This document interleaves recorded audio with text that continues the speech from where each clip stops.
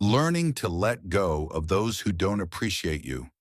The person in front of you has never lived even a second of your life, so don't worry about what they say or think about you. When we fear criticism, gossip, or negative opinions from others, we easily fall into the temptation of seeking approval and praise. In today's society, we find ourselves trapped in a vicious cycle. We either do nothing to avoid being mocked, judged, or ridiculed, or we do something just to gain admiration and applause. On social media, we often see images of people, including ourselves, doing good things just to show off. At the same time, many people use social media mainly to criticize and condemn others. Have you killed someone without knowing it? I have never killed anyone in my life, but perhaps many people have already died in our hearts. I didn't physically kill them, yet I treat them as if they no longer exist in this world with me. I don't need to hold a knife or a gun to harm them. Instead, I refuse to acknowledge their presence. I cut off all communication. I despise them, and I turn my back on them, considering them as dead in my life. Does this happen often? Yes, it's not uncommon, is it? And we all understand this. There are families where couples live together without ever divorcing, without ever engaging in affairs with others, yet they no longer love each other. Their hearts have already drifted apart. They have betrayed each other in many ways. Back in 2018, we spent about 3 to 4 hours a day on our smartphones. Now that number has increased to 5 to 7 hours a day. But do we devote that much time to the ones we love? Do we truly spend a full 5 to 7 hours each day wholeheartedly with our spouse or loved one? Probably not. So compared to our phones, who holds more importance in our lives? Be careful. We might be cheating on our partners with our phones. And losing that battle is something we can't afford. If your loved one has to compete with your phone, it can be exhausting. Worse, it could lead to the relationship breaking apart. If our partner, husband, or wife isn't allowed to see what's on our phone, isn't given access to it, then what truly matters more? Life is too short to hold on to those who don't appreciate you. Life is inherently short, and our time is too precious to waste on those who do not value us. Some relationships, no matter how close they once were, bring nothing but negativity, hurt, and disappointment. Keeping such people in our lives only drains us, diminishes our self-worth, and blinds us to the goodness that still surrounds us. We cannot control how others treat us, but we can choose how we respond. If someone does not appreciate you, instead of clinging to them or trying to change them, learn to let go. Not because you don't care, but because you understand that a meaningful relationship is built on sincerity and mutual respect. Letting go does not mean harboring hatred or resentment. You can still keep them in your heart as a memory, a lesson that helped you grow. But let them remain in the past rather than allowing them to continue affecting your emotions and thoughts every day. Spend your time with those who truly love and appreciate you, those who bring you peace and encourage you on your life's journey. Life becomes more meaningful when we choose relationships that uplift us instead of holding on to those that only bring pain. Remember, you deserve better, and happiness will come when you learn to let go of what was never truly meant for you. When God is silent, He is doing more than we think. Someone who has gone through a lot of suffering and hardship in life may ask, if someone comes to you asking for help, what would you do? Some might say, it's too hard, I won't do anything. I don't know what to do. Others might say, just wait, time will pass. Some might ask unrelated questions that have nothing to do with that person's suffering. But what is the truth, brothers and sisters? There is someone who once said, behind that suffering, what can you do? What is the meaning behind it? And do we realize that God might be doing something else for us beyond the suffering? God is doing so much for us that we don't see. We only see what he doesn't do for us. Many of our loved ones also do so much for us that we overlook. We only notice what they didn't do for us. This is an opportunity for us to look back at the miracles, the wonders God sends us every day in our lives, but we fail to notice. We often only focus on what threatens us, paralyzes us, scares us, or makes us feel defensive, and we miss the chance to live in joy and optimism. Love is not meant to be a transaction. Father John Baptist visited a very poor slum in a city in his country. It was a huge garbage dump, and many people lived there, right on top of the trash. The first family he visited was a young couple. The wife was only 23 years old and already had 5 children, the youngest of whom she was holding in her arms. They lived in a small shack on the garbage heap. What touched him deeply was the thought of why so many people had to suffer such extreme poverty. The 5 children had no identification papers, not even birth certificates. They had nothing at all. And if something were to happen to them, it would be as if they never existed in this world. Then, he went to visit a 74-year-old woman who was lying alone in a shack that became inaccessible in the afternoon when the tide rose.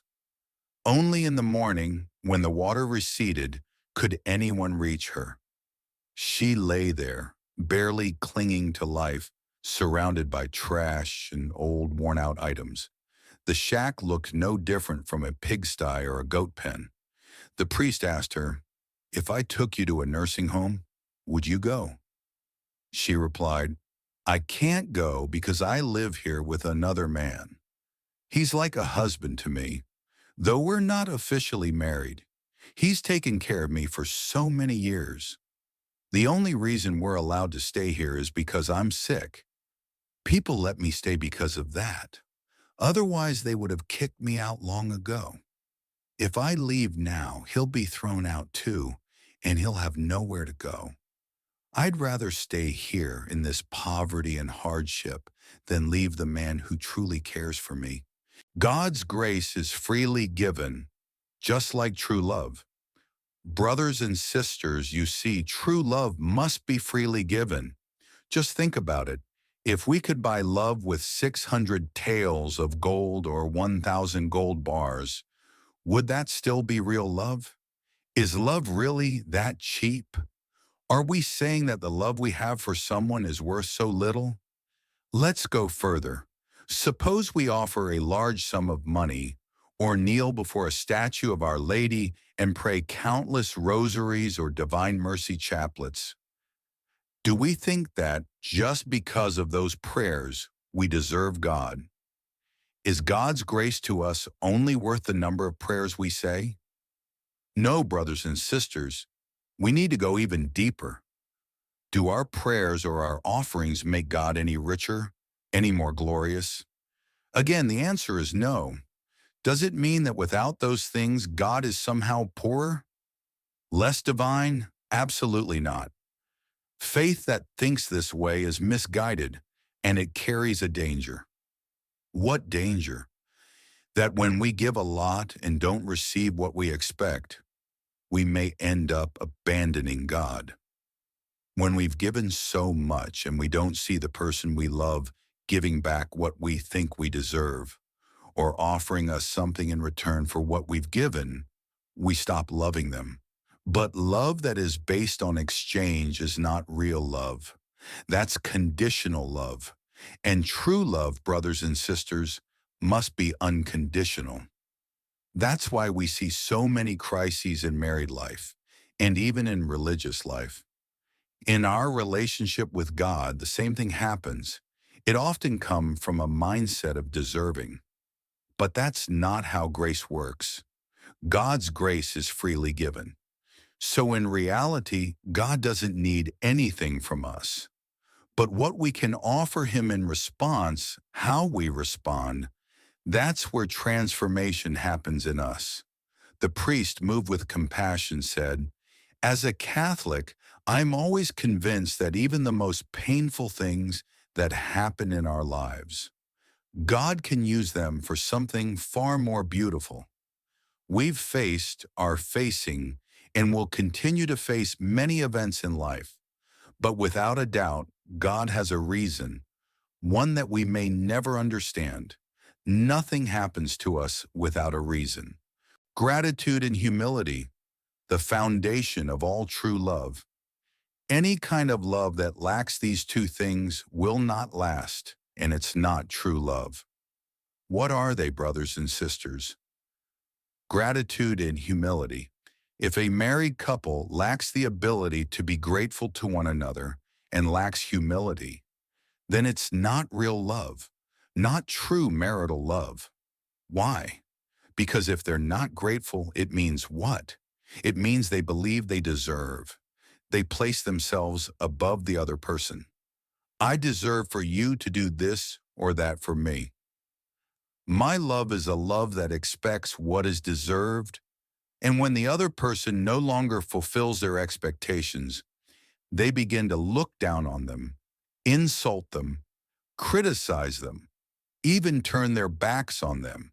That's why marital love without gratitude cannot endure. But why do we need gratitude? And how can we cultivate it? We must have humility. What is humility? It's recognizing that we are incomplete. It's acknowledging that we are no one to have the life of another person become part of our own. Father John Baptist, who runs a shelter of love, shared this story. His shelter is dedicated to children living with HIV and to women who've made mistakes in life. One day, a young girl from the shelter brought her future husband and future mother-in-law to meet him and ask for his blessing to get married. She said to him, "Father, these two people would like to meet you." Her future mother-in-law then said to the priest, "Father, please let your daughter marry my son." He looked at the woman and said, "You're really brave. You dare to let your son marry this girl?" The woman replied, "Yes, Father. She's kind and sweet. And now the two of them love each other so much. Please just let them get married." The priest said, "All right, if you're ready, then I'm ready too." Then he turned to the girl and reminded her, "Back when you lived in the shelter, everyone had to be patient with you. So when I heard you were getting married, I was really afraid. I couldn't imagine how that family could put up with you. But you need to understand, from now on in your life, you'll have to give up many things. And the most important thing you'll need to give up is your pride, so that you don't walk away just like you used to walk out on me whenever you got upset. Back then, when you got mad at me and walked away, the shelter was always here. So whenever you came back, the door was open. But if you can't let go of your pride to stay with the one you love and you walk away, where will you return to?" That's what he was able to share with that young woman, brothers and sisters. And it's true. What we need to prune most in life isn't just the excess. What we need to prune the most in order to stay with the one we love is our ego. Only by cutting back our ego can we truly remain with the one we love. And as we can see, so many relationships fall apart because the ego is just too big. Still hungry after wealth. What happens when we place material wealth, success, and status above everything else? We see it clearly today. We're willing to skip mass, but we wouldn't dare miss an opportunity for career advancement. We're willing to skip mass, but we wouldn't let our children miss their extra classes. Slowly, we begin to see that education, while certainly necessary and important, gets placed even above God. And only when we lose everything do we finally realize that God alone is the most important. But by then, it's often too late. Today, we often use God for our own benefit more than we see Him as our ultimate goal, the very center of our lives. People tend to stumble and become unfaithful in marriage, or even in consecrated life, after they've already found success. Don't you think? There's a reality in life we should reflect on. Why is it that when we're poor, we tend to stay more committed, more faithful to one another? But when we become wealthy, when money comes in, we're more easily tempted to betray each other? What lies beneath that? When we're poor, are we hungry? Yes. We eat, we work together, we're hungry together, and we eat together. The truth is, when we're rich, we're still hungry, but hungry for many other things. And money can't satisfy that kind of hunger. In fact, money often blinds us from seeing our real hunger, the hunger for love, the hunger within our very selves. In the midst of loneliness, God is silently by my side. I see my friends returning home, and I long for that too. I truly yearn to go home, but the moment I think about being home, actually staying at home, I hesitate. I can send money back, I can call, I can send birthday gifts to my parents, but to stay home for 24 hours, I just can't. Why is that? Dad says one thing, Mom says another, Grandpa and Grandma chime in too. Everyone seems to have something to say about me, and when I do return, I see the household full of tension and conflict. Deep down, I just wish I could leave again as quickly as possible. I don't want to stay. I don't feel peace in my own family. I feel lonely in my very own home, Father. Dear brothers and sisters, loneliness is not simply being alone. Sometimes we're alone but not lonely, because we know someone out there loves us, understands us, remembers us. True loneliness is when we're surrounded by people, yet no one understands us. Loneliness is being next to someone we love, yet feeling the heavy weight of their expectations, their hopes, their pressure, knowing we can't meet them. Loneliness is also that deep sense of being rejected. It's a painful feeling when people look at us with disdain, with cold eyes. And sometimes even those closest to us turn their backs on us. The most profound loneliness, perhaps, is when we've made a mistake we can't undo, when it's too late to fix it and everyone knows it. We feel ashamed, discouraged, defeated, and distant from everything. So, how do we overcome this loneliness? Only when someone is willing to stand with us in that brokenness, when we're at rock bottom. Of course, it's rare to find someone like that. Some may offer quick advice. Don't be sad. It's okay. It'll pass. Just give it time. But few are willing to stand beside us and truly face the pain, the rejection, the judgment, the shame. To escape that loneliness, we do many things. Some of us turn to alcohol to numb the emptiness. Some deny it, distracting ourselves with whatever can fill the void for a while. But dear brothers and sisters, run to Jesus. He is the one who was abandoned, who bore loneliness on the cross, and He will give you strength.